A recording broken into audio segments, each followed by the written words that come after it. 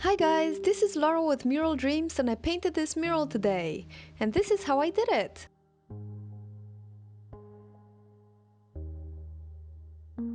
The request was for a specific design, but customized so that it blends in with the existing house color. So the first thing I did was to mix some black and white paints and slowly add yellow and red paints to warm it up a bit. I added the paint gradually, mixing often and holding the color up to the house to see how much adjustment needed to be made. I added some black and some blue, but mainly yellow and red to achieve that taupe warm gray color.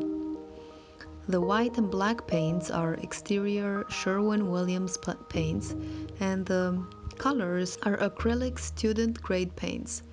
I used Montmartre and Artist's Loft. You can find all the materials in the description below. I fine-tuned the color in small increments until I was happy with a close match to the color of the house siding.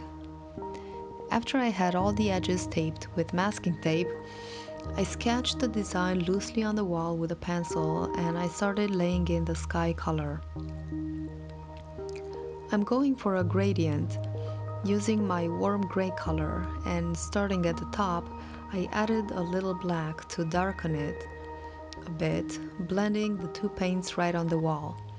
And then going down, I stopped adding black and I used straight the gray mixture for the mid-tone. Then approaching the horizon, I started adding pure white to lighten up the bottom portion of the sky.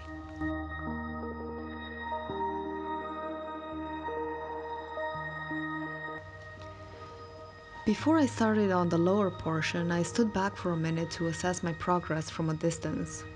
Then I realized that I wanted the lower portion to be lighter, but I let it dry first, and in the meantime I painted the bottom with a mixture of black and the warm gray. Again, I mixed the two paints right on the wall.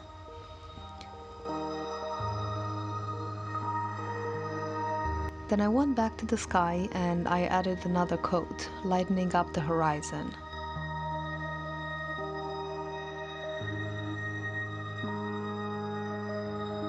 A quick note: latex and acrylic paints dry so fast outside, especially in the wind.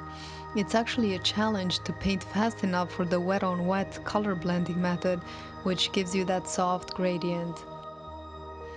So after the paint was all dry, I started painting the silhouettes of the wheat plants with a mixture of red and black that I made to match the house's blinds that were adjacent to the garage door.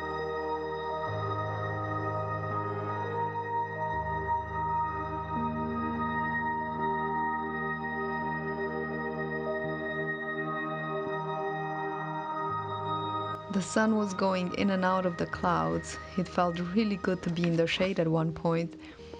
Here's a quick word of advice. When you paint an outdoor mural, bring a high SPF sunscreen. I totally got a sunburn, even through the shirt. But don't worry, I sliced some aloe when I got home, and in an hour the redness and pain completely subsided.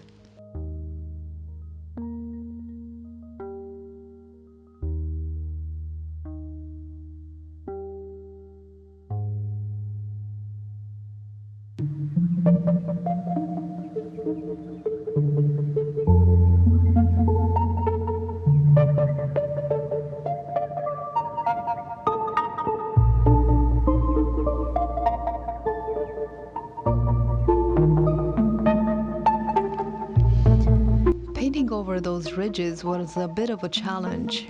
I went over with a smaller brush to even out the lines. For the plants, I used a flat brush.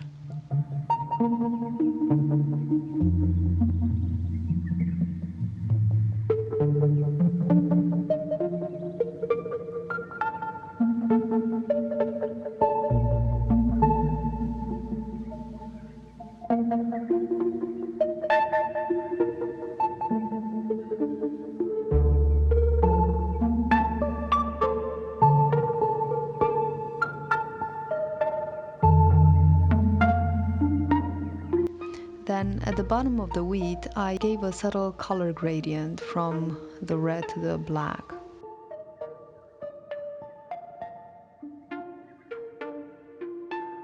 After I laid down a white base coat for the moon, I established some basic color nuances and definitions using the same warm gray and some white.